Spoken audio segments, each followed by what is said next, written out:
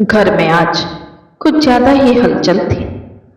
माँ जी को गुजरे अभी कुछ ही दिन हुए थे और मेघा घर की सफाई में जुटी थी। मगर यह सफाई सिर्फ धूल या पुरानी चीजों की नहीं थी, बल्कि एक ऐसी छटनी थी जहाँ भावनाओं की कोई कीमत नहीं थी तो केवल कीमती चीजों की। ये माँ जी की पुरानी साड़ियां जो खामखा अलमारी में जगह घेर कर बैठी हुई है, आज इसे यहाँ से हटा ही देती हूँ। वैसे भी अब माँ जी की तो रही नहीं, तो इन साड़ियों का क्या काम यहाँ पे। ऐसा सोचकर मेघा एक गठरी बनाई और उसे ले जाकर अपनी ननद रोमा की ओर बढ़ा दिया और बोली, ये लीजिए ननद रानी, इसे अपने पास रख लीजिए। वैसे भी ये अब मेरे किसी काम का नहीं है। वैसे तो मैं सोच रही थी कि इसे काम वाली को दे देती हूँ तो ये ठीक रहेगा, पर फिर मैंने सोचा आपको ही दे दूं। वैसे भी ये आपकी माँ के कपड़े, तो इसे आप ही रख लीजिए। मेघा की काम वाली को देने वाली बात सुनकर रोमा चौंक उठी। उसे काफी दुख और आश्चर्य हुआ मेघा की बातों पर। इसलिए रोमा दुखी स्वर में मेघा को कहती है, काम वाली को, वो भी माँ की साड़ियां? हाँ, काम वाली को ननद रानी। वो क्या है ना, इन साड़ियों को देखकर एक अजीब सी घबराहट और डर सा होता है। ऐसा लगता है मानो माँ जी यहीं कहीं आसपास खड़ी है। इसलिए ना बाबा, मुझे नहीं रखने ये साड़ियां, और फिर अब ये पहनने लायक भी तो नहीं है और पहनेगा भी कौन, इसलिए आप ही रख लीजिए।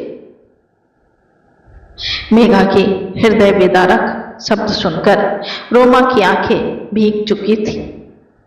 फिर रोमा ने साड़ियों की गठरी को थामा और उसकी उंगलियां धीरे से उस गुलाबी कांजीवरम साड़ी पर जाती है।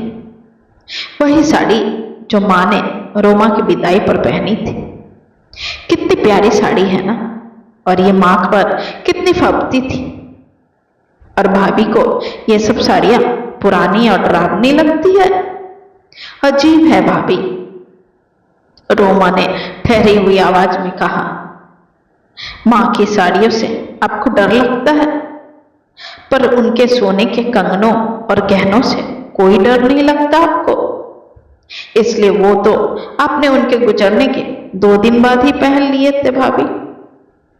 उनसे आपको कोई डर नहीं लगा, और अब माँ नहीं दिखती है उनको पहनने से, और ना ही वो पुराने दिखे भाभी। रोमा के शब्द सुनकर मेघा का चेहरा थोड़ा तमतमा गया, पर उसने मुस्कुराने की हल्की कोशिश की और फिर बोली, अरे ननद रानी, वो तो मैं बस यूं ही पहन ली थी। दरअसल मुझे अपने भतीजे की शादी में जाना था, इसलिए मैंने पहन लिया था। और वैसे भी माँ जी की चीजों पर तो मेरा ही अधिकार है ना, और उस नाते माँ जी की हर चीज अब तो मेरी ही हुई ना। मेघा का लालची व्यवहार देखकर रोमा की आंखें भर आई, पर फिर खुद को संभालते हुए मेघा को बोली, नहीं भाभी, माँ की चीजें उनकी होती हैं जो उन्हें सहेजना जानते हैं, चाहे वो सोना हो या साड़ी। पर आप नहीं समझेंगी, इसलिए आप गहनों को रख लीजिए और मैं माँ की महक को अपने पास रख लेती हूँ। ऐसा कहकर रोमा साड़ियों की गठरी को अपने सीने से लगाकर चली गई, बिना किसी द्वेष, सिर्फ एक गहरी चुप्पी और सम्मान के साथ। कुछ घंटों बाद रोमा अपने शहर लौटती है और लौटते ही अलमारी में माँ की साड़ियां करीने से सजा देती है। हर एक साड़ी के साथ माँ की एक याद जुड़ी हुई थी। माँ अब नहीं रही, लेकिन रोमा की अलमारी में माँ की मौजूदगी हमेशा के लिए जिंदा थी। प्रिय दोस्तों, कुछ लोग विरासत में सोना लेते हैं, जमीन जत्था लेते हैं, लेकिन कुछ लोग यादें समेटते हैं और खासकर बेटियां माँ की यादें समेटती और बहुएं जेवर सोना चांदी लेती हैं। मगर असली अमीरी उस दिल की होती है जो माँ के होने का एहसास सहेज कर अपने पास हमेशा हमेशा के लिए रख लेती।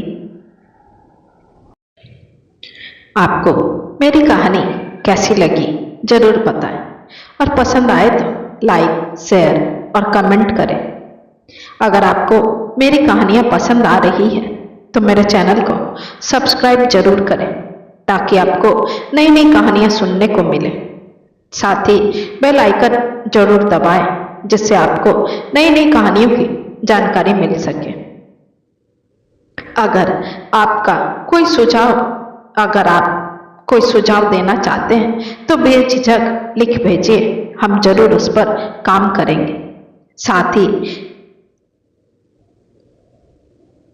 ही आप कुछ और कहानियां सुनना चाहते हैं तो मुझे उस टॉपिक के बारे में जरूर बताएं ताकि मैं वैसी ही कहानियां आपके सामने प्रस्तुत करूं। धन्यवाद।